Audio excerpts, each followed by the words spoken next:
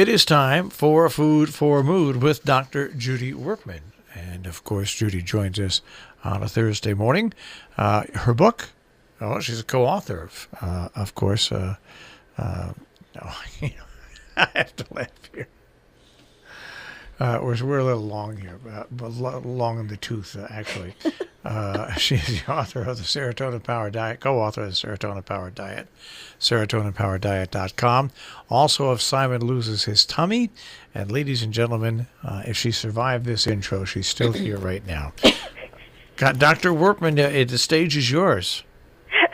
I think, according to Jill's prescription, maybe I ought to take some potatoes in order to decrease my stress at the moment. Your stress, my stress. Oh, our stress. Okay. So anyway, I'm very happy, Jill, to be able to discuss what we're going to be discussing today, which is the fact that finally some scientists are recognizing the toll that antidepressant medication has had on the weight of people who are taking these medications. You know, antidepressants, mood stabilizers that people take for bipolar disorder, and even more robust medicines that people are taking for schizophrenia or schizoaffective disorder. But finally, a group of scientists have come along and said, look, this is a totally overlooked problem that's contributing to obesity, the fact that people who are on these medications for these mental disorders are gaining weight, and they are really significantly more likely to gain weight than somebody in the general population. So the study was done out of England. It would have been nice if somebody in the United States had done the study as well, because we have millions and millions of people who are also taking antidepressants. But the study was done out of England, published last spring in the British Medical Journal, and the researchers looked at electronic records of about almost 55,000 people who were on antidepressants or related medications, or were not, just people from the general population, and looked at their weight over a period of about 10 years. And contrary to what most people believe about the side effect of weight gain on medications like Prozac or Lexapro or Paxil or all these other medications, but the belief has been, you may be gaining weight for maybe a month or 2 or 3 months, maybe 15 or 20 pounds, and then the side effect will go away, and you'll be okay, and just eat better and exercise and don't worry about it. What they found was that the weight continued through the first year, through the second year, and for some people it might even continue as long as 6 years. People were continuing to gain weight. And these were people who were not overweight or obese when they started taking the medications, although some, of course, were, because that's the general population these days. But many of them were totally normal weight, who, as I've been saying for years, they never had a weight problem before they went on this medication. And then they found themselves becoming overweight or obese because the medications made it difficult for them to stop eating. But the problem with the study is that it only looked at electronic records, so there was no way of interviewing the patients and saying, well, what was going on? What were you eating? What did you find most difficult about controlling your food intake? None of that was available. But we do know from other studies, many studies in which doctors have started talking about, there are 6 or 7 patients who are gaining weight, that what happens is that people find themselves unable to stop eating. They just don't feel satisfied after a meal, and they find themselves craving carbohydrates. And I don't know how much of an impact this is going to make in the United States. I know we haven't heard a peep from the pharmaceutical companies that are making these drugs. And the psychiatric community has not gotten up and said, wow, we're going to start a Weight Watchers or something like that for people who are gaining weight on the medications that we're prescribing. So I hope that this very well-done study is going to have an impact on what's happening in our country. Still waiting.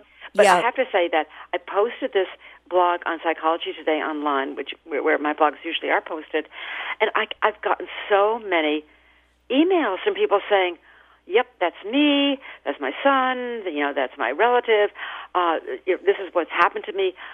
People are responding because they know that it is such a common side effect. Here's the good news. It's true. And now maybe after all of this time of people just saying, oh, it couldn't be true, or let's just shove our head in the sand or shove this under the rug or because it's really hard to market something that is going to make you just put on yes, you'll feel better, but you're also going to gain 70 pounds and in a minute, and the side effect that should so be part of the conversation. I was talking to somebody else recently who has just begun physical therapy, and I said, wouldn't it be wonderful if this had been done before? And the person said, doctors said I didn't need it. Yeah, but they should have said you did need it. That's right. And what we're dealing with is, as things trickle down to actual, sorry about this word, but execution or implementation. Right. People find out that, wow, the top line situation isn't necessarily the same when you're trying to put it into practice. Yeah. And there are now enough people on these meds to know, well, it's got to be coming from somewhere.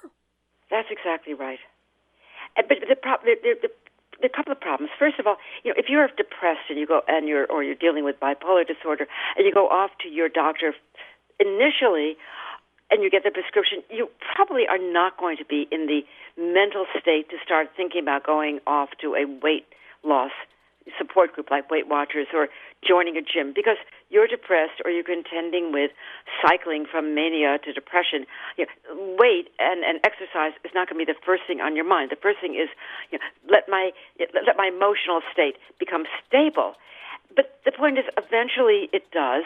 Maybe within 3 or 4 weeks, or perhaps a little longer, and you go back to your doctor for a follow-up session, a follow-up visit, and the doctor at that point should say, okay, you are vulnerable to gaining weight because we know these drugs are going to hijack your appetite control and make you unable to stop snacking or to stop eating very large meals. So this is what we're going to do. We're going to give you a diet plan. We're going to try to get you involved in exercise, but we're trying to do something to counteract the effects of the drug on your eating. It never happens. Or if it happens, the doctor says, go to Weight Watchers, stop eating carbohydrates, with absolutely no idea of what is happening in the brain and whether the diet is going to be possible to follow. Because if a doctor says stop eating carbohydrates when your brain is saying eat carbohydrates, then what's going to happen? You're going to eat the carbohydrates, but you're going to eat the wrong kind and continue to gain weight. So nobody, no national group or movement or organization has come across with any kind of workable plan. And Jill, I'll leave you this: if you're on government chemotherapy and you lose your hair, you have an enormous number of people who will tell you how to deal with the fact that you don't have any hair. There'll be people who will give you a wig for free. There will be people who will tell you how to tie a scarf. There will be people who will counsel you when your hair should start growing back. And we know that is a reversible side effect. But you do not have the same people who will say, you're going to be gaining weight on this particular medication, but this is what you should be doing. Nobody. No. And how much longer do we have to wait? Immediately would be fine, as my dear departed friend Mark used to say about food to the waitress. Glorious. No, he was like, after we waited for a while, he would say, yeah. Could we get the bread? Immediately would be fine. Yeah. Well, I just hope that eventually people who are dealing with this totally unnecessary and unwanted side effect that really does impact, as we said before, their life. Their entire lives and the lives of those around them. And that's the fact. This is a side effect. If people were to say, hey, your arm's going to fall off, wouldn't you want to know? Yeah. And do something about it. Yeah. That's right. I mean, if you are gaining so much weight, and people do, especially on the medications for mood disorders, they can go from being a normal weight to being 75 pounds overweight. Don't tell me that doesn't have impact on your life. You may not, if you're looking for a job, you may not be hired. Your social life becomes totally fraught with people who are looking at you as if you're now this undisciplined overeater that obviously can't control your life because you're so overweight now. You can't go to a Weight Watchers meeting and say, oh, hello, I don't overeat just because of emotions. I overeat because I'm taking this drug. You really want to stand up in front of 100 people and say that? And that is the issue these people are facing. Nobody wants to go around with a little sign on their chest saying, "Don't look at me because I'm fat. I'm just taking a drug that's making me this way." And so these people are in a horrible situation, and of course, many of them become depressed again, because of the effect of their weight. And this is something we're going to bang on about because that is, after all, the purpose of the book. Thank you very much, Dr. Judy Wurtman, Food for Mood. Thanks for listening. Bye-bye. And, of course, you can hear Dr. Judy Wurtman right here on Robin Hood Radio on Thursday mornings and also on our on-demand page, robinhoodradio.com. Click on On Demand. Click on Dr. Judy Wurtman and Food for Mood.